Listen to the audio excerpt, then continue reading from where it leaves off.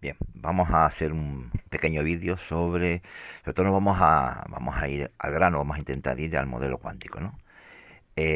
Pero tenemos que hacer referencia a que este modelo cuántico que es la evolución de distintas ideas que a partir del primer modelo que se puede considerar el primer modelo atómico, que es el de Dalton, el que consideraba a los átomos como partículas indivisibles que no se podían dividir y que posteriormente con muchas experiencias, muchos experimentos fueron demostrando que esos átomos sí se podían dividir y que se comportaban de determinadas maneras.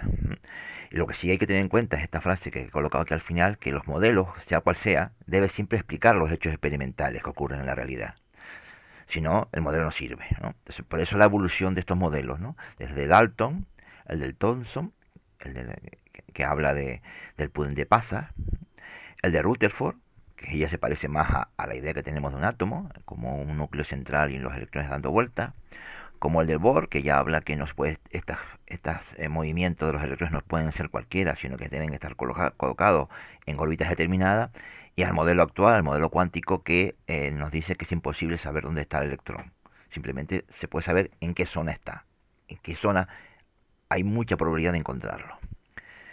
Bien, pues todas estas experiencias estos modelos los encuentran ustedes en el aula virtual, en algunos PDFs e incluso en algunos PowerPoint que yo les he colocado.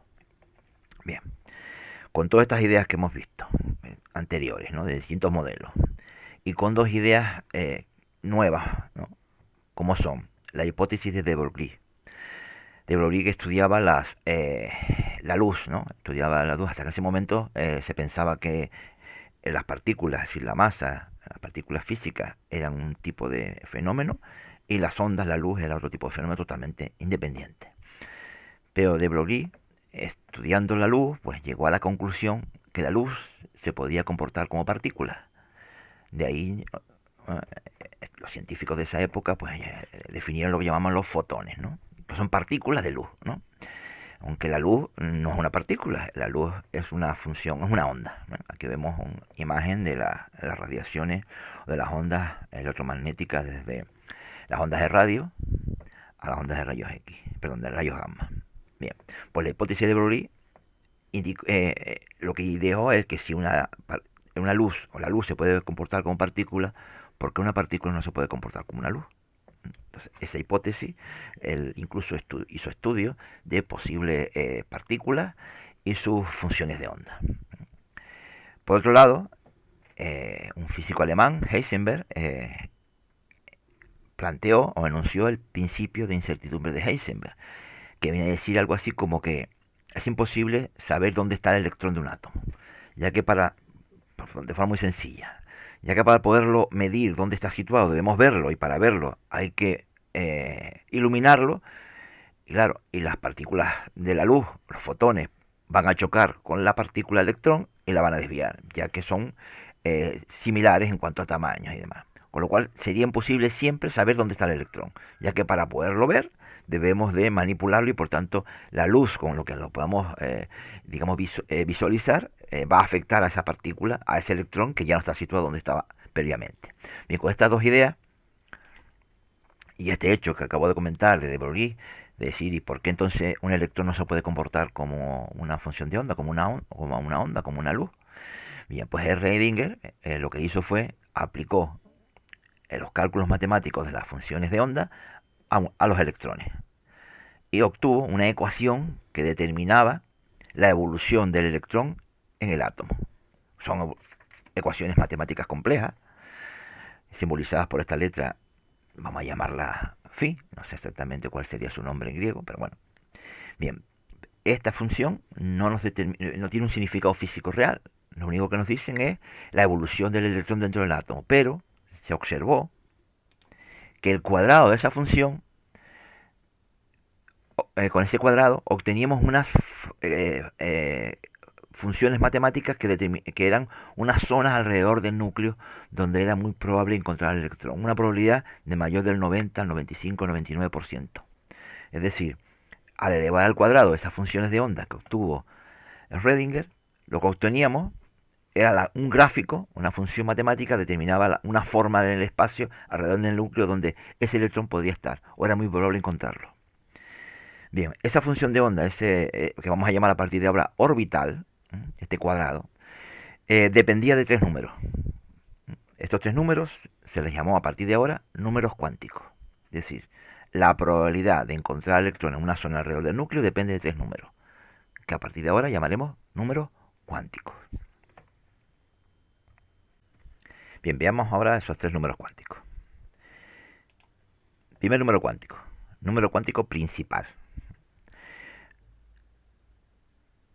A partir de ahora vamos a llamarlo n minúscula. ¿Qué valores toma este número cuántico principal? Siempre toma números enteros de 1 en adelante. Es decir, 1, 2, 3, 4, etcétera, etcétera, etcétera. Fíjense que es el principal. Vamos a observar cómo los números cuánticos van a depender unos de otros. Bien, y este no. Este es el número cuántico principal. Bien, ¿qué indica este número cuántico principal? Pues indica la mayor o menor probabilidad de encontrar el electrón cerca del núcleo. Es decir, cuando este número es mayor, significa que es más probable encontrar al electrón alejado del núcleo. En cambio, cuando este número n, número cuántico principal, sea más pequeño, por ejemplo 1, significa que hay más probabilidad de encontrarlo cerca del núcleo. ¿Okay? Por tanto, viene a determinar un poco en qué capa está el electrón, o mejor dicho todavía, desde el punto de vista físico, la energía del electrón. Recuerden que el electrón tiene menos energía cuando está más cerca del núcleo y tiene más energía cuando está más alejado del núcleo. Por tanto, el número cuántico principal nos va a indicar la energía de esa zona de probabilidad, la energía del orbital. Bien, continuamos. Número cuántico secundario, el segundo número cuántico. Lo vamos a determinar por la letra n. Recuerda que el principal es la n minúscula, el secundario es L minúscula. ¿Qué valores toma este número secundario L?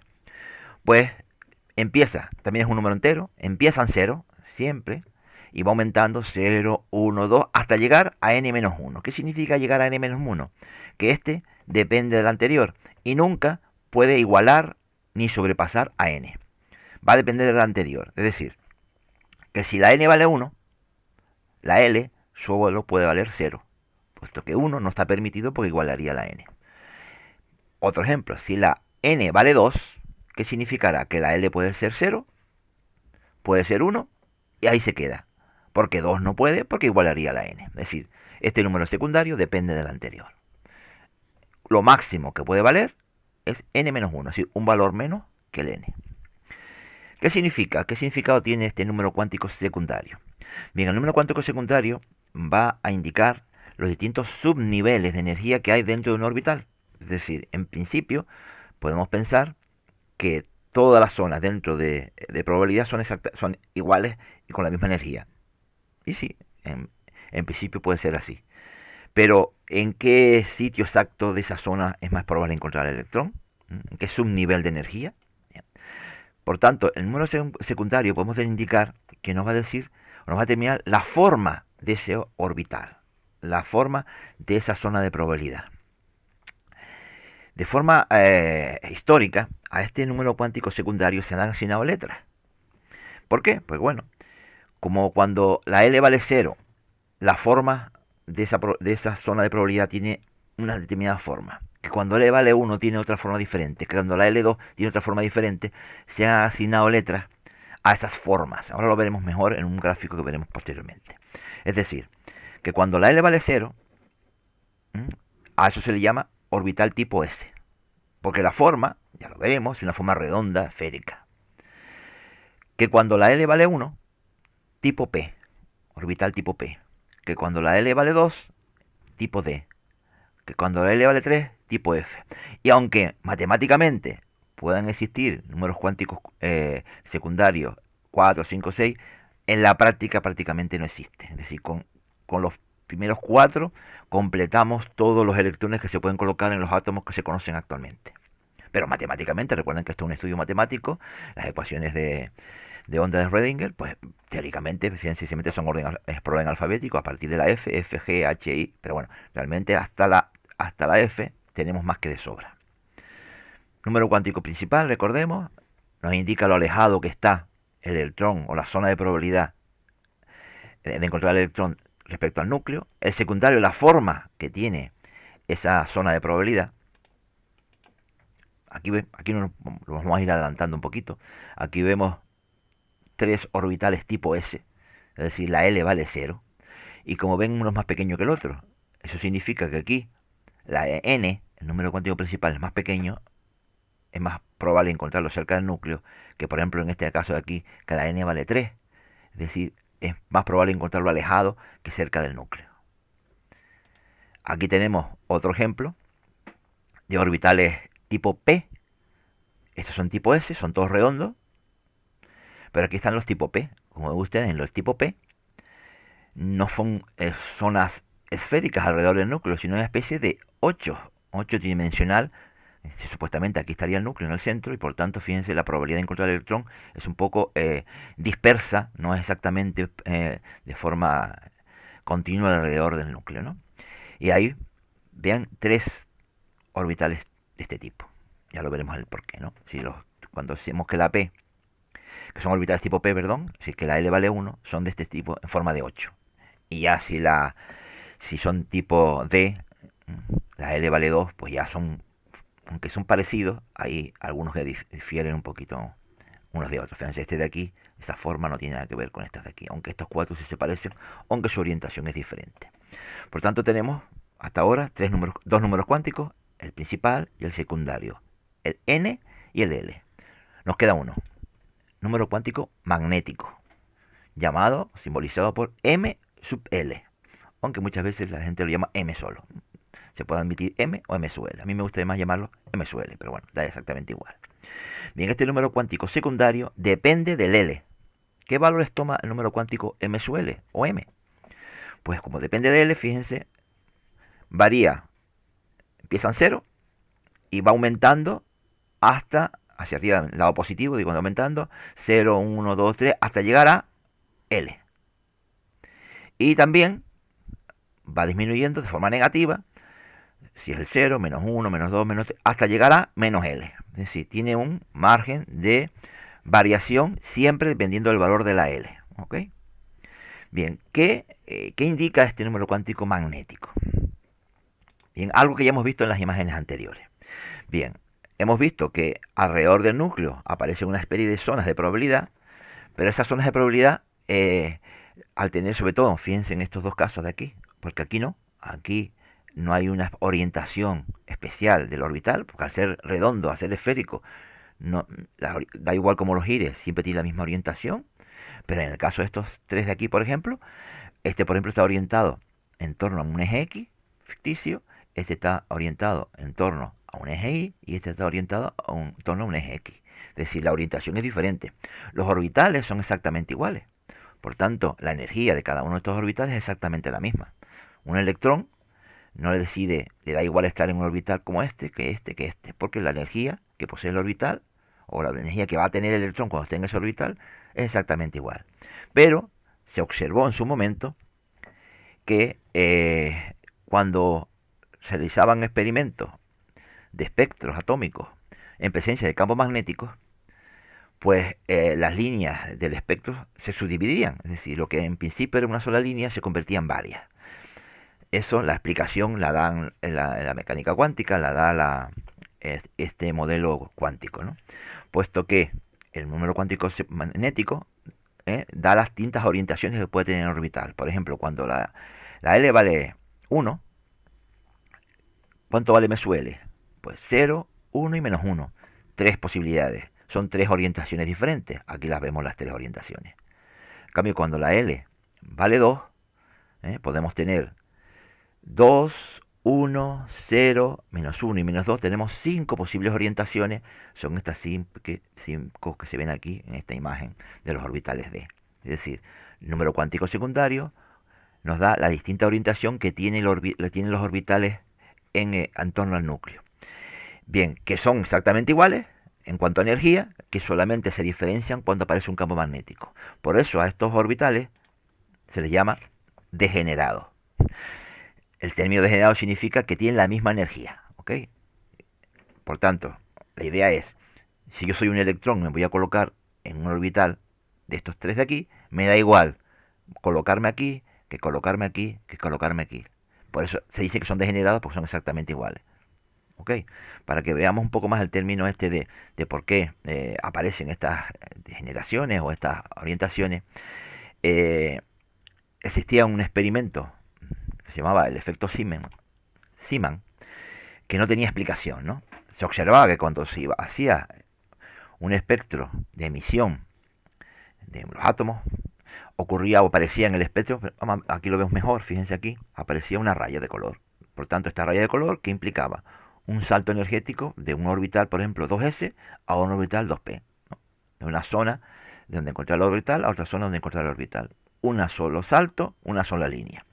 Pero si este experimento lo hacías en presencia de un campo magnético, ¿qué ocurría? Que aparecían tres rayas en el espectro. Aquí la vemos, una, dos y tres. Estas tres rayas, la única explicación que tuviesen es que el electrón podía hacer tres saltos diferentes. ¿De dónde salían esos saltos? Si en principio, aquí vemos que había uno. Bueno, puesto que realmente el 2p, aquí encima de esto, no es un solo orbital, hay tres. Tres orbitales degenerados, es decir, tres orbitales idénticos, que tienen la misma energía. Y por tanto, como los saltos, como tienen la misma energía, solo se da un solo salto. En presencia de un campo magnético, ¿qué sucede?